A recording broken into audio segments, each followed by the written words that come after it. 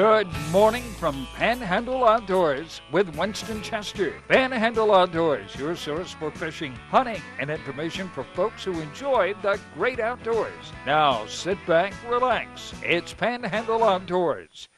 Good morning, folks. Welcome to Panhandle Outdoors. I'm Winston Chester. I'm glad you're here. We had some rain last night. It's going to be humid today, but not as much chance of rain during the day here on the coast, but later on in the afternoon. We'll talk more about it in just a second, but our weather brought to us by Haney Technical Center at 767-5500. And the temperature right now is a little bit cooler. It's 5 degrees cooler this morning than it was yesterday morning. It's 73 here, 74 in Mariana, and 75 in Apalachicola, and already 78 over in Sandestin.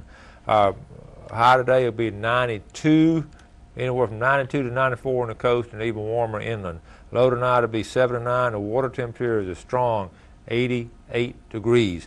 Marine forecast, the winds out of the west at 10 to 20, seas 3 to 5. So it's going to be, yesterday afternoon it really started blowing, and it continued blowing on today, and it's going to be a little choppy on protected waters. The river readings, take a look at the river readings. The Apalachicola Bluntstown just flatlined for the whole week. It's at 0.7. The Choctaw at Carrotville is on the rise today, and it's going to rise up a little bit. It's going up to 2 foot, and it'll stay around 2 foot for the weekend. So everything's looking good on the Choctawhatchee. The Apalachicola is just really low. The Carl Vernon Marine Specialties tide chart, we've been talking about the full moon coming Sunday, the strong tides coming into it. So that's the case as we look at it. It's going to be, a low tide will be, okay, I want you to wake up. I think we got it, Jeff. All right, we got a high tide this morning, 7:19, and then a low tide at 6:24. Good strong tides today and the rest of the week, okay? And each Wednesday we like to call Captain Blair Morgan down to Cape San Blas to get a report down there, sponsored by Blue Water Outriggers. Good morning, Blair. Good morning, Winston. How are you this morning? Doing great, buddy. How you doing? Good. I'm doing good. First of all, I'd like to congratulate you on you winning the tournament last weekend. Well, thank you. I must have given you a good tip. Yeah, those tips you send me are always good. I had to take some credit for it. Hey, bass fishing tips. There's a guy over in East Point watches your show every morning. His name is David King, King's Electric. I'd like to say good morning to him. He's done some work for him, but he watches your show every day. Who is this now? David King, King's Electric over in East Point. All right. Yeah, he's a good electrician. If you know anybody that way needing one. All right, good deal. Yeah. The bay over here, everybody's still getting pretty much just limited scallops every time they go. The trout are still biting on live alewives. Everything's still going good over here. We went offshore last Saturday and had a good day. We went out to that 180 break around the closed area, and it's 180 foot deep out there on that drop. And we had a good catch of some red grouper and some scamp, and there were a lot of AJs. About everywhere we stopped, there were AJs. And we caught, of course, some big red snapper we had to release and some gag grouper. But we had a good box of fish when we came in. Yeah, how deep of water were y'all in, Blair? 180 foot. Okay. Yeah, we was out there on the edge of the closed area, close to it, on that 180 foot break. But no, it was really a good day. And I talked to a guy that's been fly fishing every afternoon up around Howard's Creek, and he said every afternoon he's catching 15 to 20 bull brim in about an hour. Wow. On a blue bee bug. They make them up in Weewalt, but Blue Water Outrigger sells them. It's a blue one though. Okay. And normally I use a chartreuse, but he said you'll catch 2 to 1 on that blue one this year. Oh, that's a good tip. Yeah. But other than that, the Apalachicola Bay, they're still catching redfish and trout around the oyster bars. So everything's going real good right now. Well, that sounds good, Blair. Good report there, buddy. Yeah, of course, if you want to catch a big king, I know where to tell you to go get one. Okay, listen, stay on the air. I got a question to ask you, okay? Okay. All right, folks, we're going to go to our first break. We'll be right back. Flag with Professional Fiberglass Marine Service. We offer all types of boat repair, fiberglass work, bottom painting, detailing, buffing. If your gel coat's looking dull, we can get that boat looking good for you again. We also offer a pickup and delivery service, and we have trailers that you can use if we are going to work on your boat, and we can come and get your boat for you. We can be reached at 850-960-9054, or you can reach us on the web at profiberglassmarine.com. $10,000 prize money in the 15th Annual Mexico Beach Artificial Reef Association's Kingfish Tournament, August 27th. Fish from Panama City, Mexico Beach, wherever. Weigh in at the Mexico Beach Marina. $150 per boat. Captain's party Friday night. Proceeds to build more artificial reefs. Register early at the Mexico Beach Marina or Half Hitch and Blue Water Outriggers. Complete details at mbara.org. When you're looking for sales, parts, and service for your outboard, all in one location, you're looking for BJ's Marine. You're authorized Tohatsu and Nissan dealer. BJ's Marine does it all. They have outboard parts and a service center and used motor sales too. Tohatsu, reliable, dependable, fuel efficient, and lightweight. Tohatsu Outboards, technology for the next generation. BJ's Marine, 1317 Transmitter Road since 1991. Your vision is precious. If an emergency arises, you don't want to be sitting in a hospital waiting room. Accidents and injuries can happen outside of your workday. That's why our team of physicians provide emergency eye care to our patients anytime, day or night. You can count on your local experts in eye care to be there for you whenever you need us. The Eye Center of North Florida. 9 doctors, 1 vision, yours.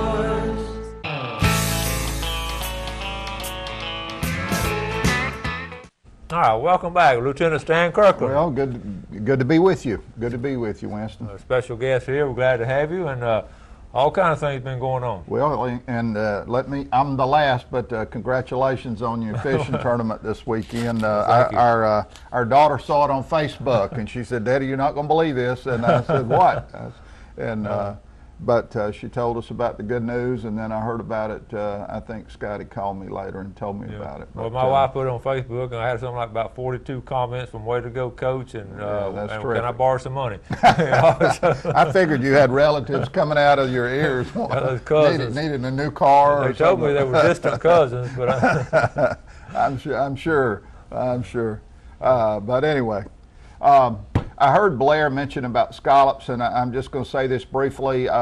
For those people, it's been a phenomenal scallop season. I think it's been between that and red snapper, I think it's been one of the best seasons, on record. Of course, the red snapper season's closed right now, but just make sure you got your dive flag, you know what the bag limits are, and because officers are checking, and know your boundaries, because the officers are, they're checking, and you cannot scallop in St. Andrew Bay, anywhere in St. Andrew Bay. You can't scallop at Crooked Island. You cannot scallop west of the Mexico Beach Canal. So just, you were telling me your guys are still every now and then catching some folks. Well, yeah, and people have all kinds of reasons, excuses, whatever you want to call it, but you cannot scallop out of those areas. And, we're running into the same thing on the south end. There's reasons for these closures. We're trying to let the population rebuild in St. Andrew Bay. I know the staff at FWRI, who you've talked to, and you went out with them recently, Winston, they brought, a few years ago, when we lost, for some reason, we lost our scallops in St. Andrew Bay, and I don't know whether it was a water quality issue or red tide or what, but they brought over 1 million spat, tiny microscopic spat, and they basically planted those in St. Andrew Bay. And so our scallops are now developing, and I'm hopeful that one day we'll be able to open it. And I've asked that question recently, but they just don't feel like we're there yet. So hopefully that's a question we get asked. I know, and officers get asked that, and our staff. But just let's. Well, they were telling me that once the population gets healthy, you want to maintain it a couple of seasons, just maintain it, and then so we're right on the verge of doing that. Right, and but anyway, so hopefully that'll work out. Okay. All right.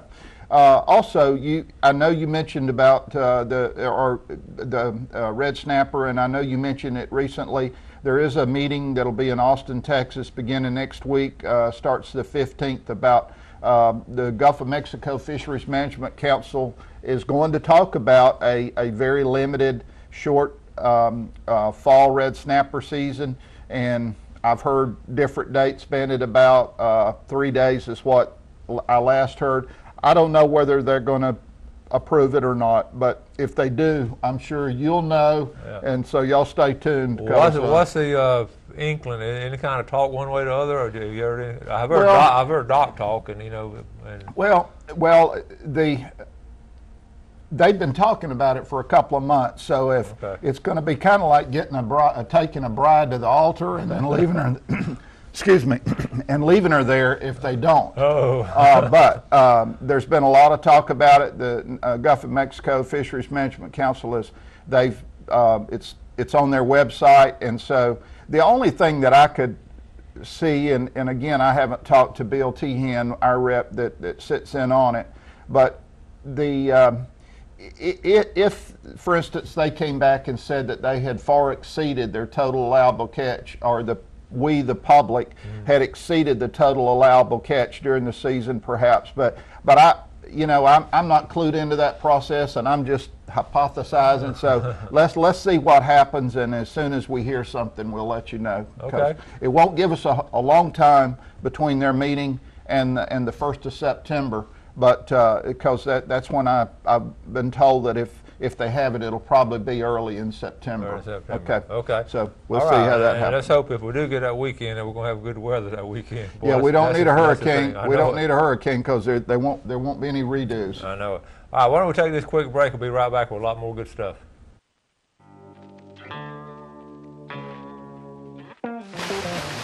Panama City Beach is known as one of the top dive destinations in Florida. Divers Den offers daily dive charters that can accommodate up to 13 divers. Our boat captain is U.S. Coast Guard certified and a PADI dive instructor.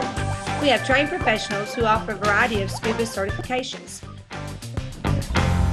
Come see us at our 2 locations on Thomas Drive and Tyndall Parkway. Harold Milling Company, rough and tough dog food. Harold Milling Company builds it. They build hog feed, they build dairy feed, they make chicken feed. They have specialty feeds for rabbits. If you got a worm farm, grandmother used to have a worm farm. Look at the Harold Milling Company. You want to go down and get you, the dog's not running anymore. That's all over with. You want to get that 16% and drop down from the 26% protein. You don't want over to get fat. Harold Milling Company, you can buy at almost any feed store in the Panama City area. You know what folks like best about Coram Steak and Eggs? Just about everything. Willie and Linda Coram have been in business a long time. They know how to take care of their customers with great food and great service. Better than being at home. You don't have to do the dishes. It's all good, but be sure to check out their heavenly hash. That's what Coram Steak and Eggs is famous for. Coram Steak and Eggs, 804 South Tyndall Parkway. Open 24/7. Sunrise to sunset.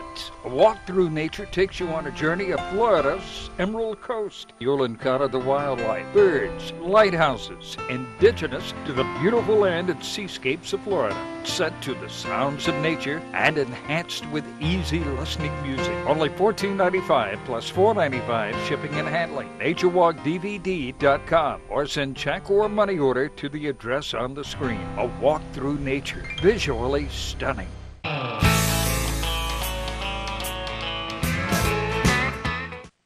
Okay. Hi, welcome back, folks. We sit here and talking about gator hunting, and this, you don't realize what a big deal this is. It is a big deal. In fact, the season will start next week, the 15th, and it'll run through the 1st of November.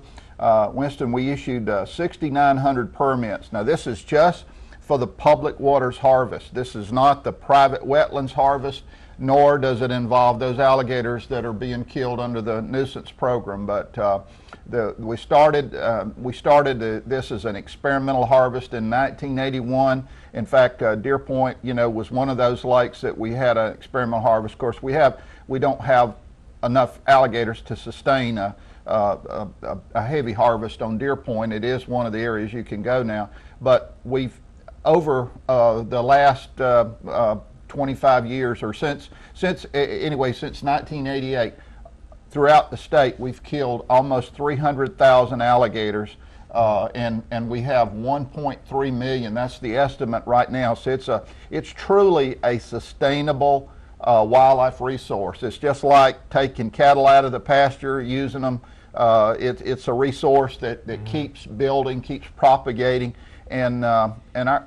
Thankfully, what we've been able to do is to tap into that, and it's a big deal. Yeah. We have some.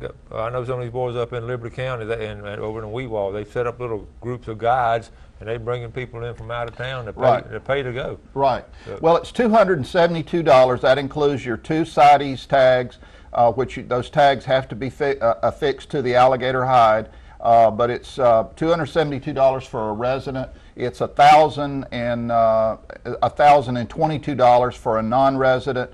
And then, of course, if you take some buddies with you to help you out in the boat, they each have to have a license, but it's a $52 agent's license.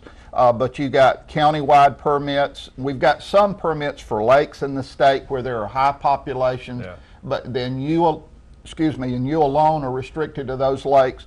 You or your party are restricted to those lakes. But we've got countywide permits. We issued 6,900 permits this year, issued all those permits. We still have demand. You got a waiting list, don't you? Yes, we still have demand. And so, and one thing I was looking back, one of the things, though, that's really changed is the price on alligator hides. When we started this in 1988, started the public waters hunt, the price of alligator hides was $36 a linear foot then. And surprisingly, the average length of all the alligators killed was 7.8 feet. It was just under 8 feet. That was the average length. Well, it went to the highest price or the highest amount that that trappers have ever received or participants have ever received for their hides was in 1990. It got up to it was $58 a foot. And buddy, I'm telling you, that draws people because there's a lot of money associated with it. But that was also about the time that, that other states really began to notice and started their alligator season. So there's a lot of alligator hides on the market now from, states around us. Alabama, of course, Louisiana's had a season for years.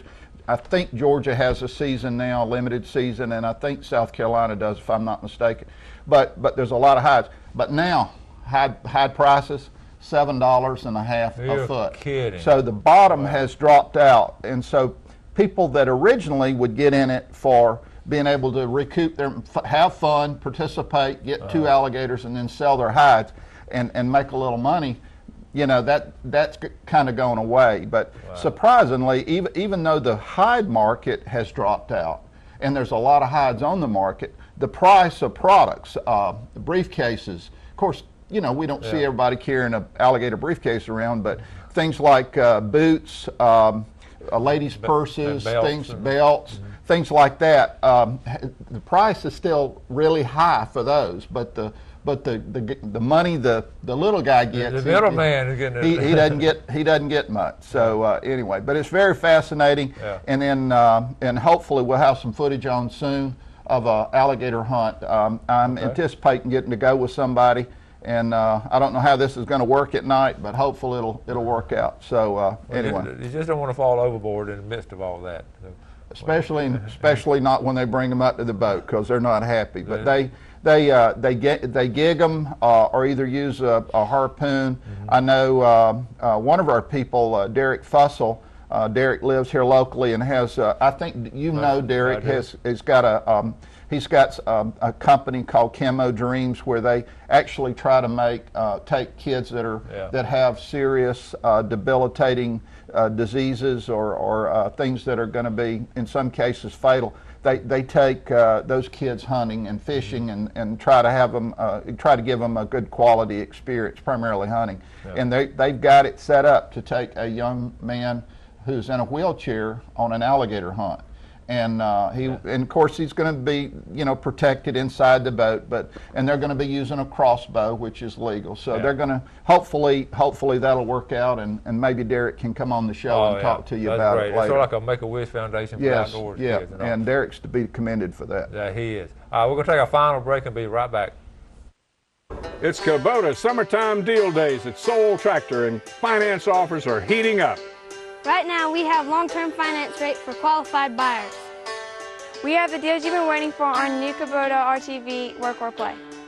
Come take a look at the new Kubota RTV work play utility vehicles today. Hurry to Soul Tractor's Kubota Summertime Deal Days and get your best deal on a new Kubota today while the sun shines. The greatest investment we can all make is in the lives of our children and grandchildren. To help you invest for retirement, handle your IRA rollover, protect your family with life or long-term care insurance. Call my dad for an appointment at his new office on Wilson Avenue behind Lowe's. And he'll give you a copy of his most recent book, 7 Steps to Serious Money. For free! Walter Woodrick, your serious money advisor!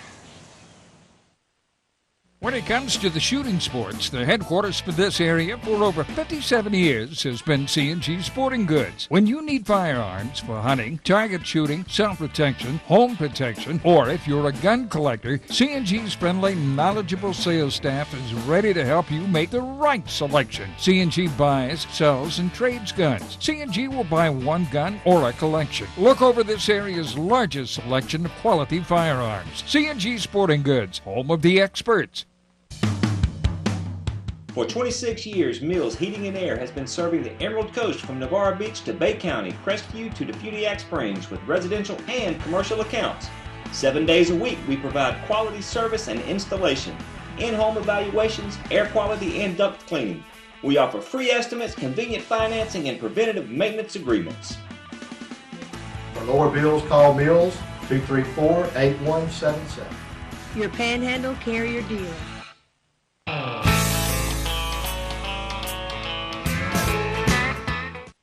We will. All right, talking about a big gator there. Let's first, before doing that, Express Lane Fish and Game forecast, okay? Take a look at our times. We're looking at today, we're looking at 10:22 a.m. to right there at noon to 12:22, and then tonight 10:39 to 12:39, brought to us by Express Lane, American-owned, American-operated. Appreciate them sponsoring those times. And middle of the day should be nice and warm today. Okay, you wanted to mention about sturgeon. Yeah, I was just going to mention briefly about sturgeon. If you go out on the Chattahoochee River, this is the time of year where you're liable to see some sturgeon. I know I talked to somebody recently, and they were telling me about going fishing over on the Chattahoochee and seeing several sturgeon. Just need to be careful. We've only had a couple of incidents over the last 10 or 12 years there, but people see them jump all the time. These things get up over 200 pounds. They're hard, they're like a missile when they come out of the water, and if you get hit by one of them and you're flying, you get hit, you can sustain a serious injury. So, recently we had a conference call with U.S. Fish and Wildlife Service and some of our staff in Lake City over, it's just really odd, but we've had 11 incidents on the Swanee River. Now that population, Frank Peruka, our good friend at the U.S. Fish and Wildlife Service, tells me that population is somewhere between, I think he told me it's somewhere between 12 and 16,000 sturgeon in the Swanee River, and it's a lot more than what we've got in any of our rivers over here. But they've had this summer they've had 11 incidents where sturgeon have hit boats, and people, 6 of them have injured people. Some of them just kind of ruined a boat or messed up a boat, and some of them several $1,000s in damage to the boat, where they would, these things launch into the boat.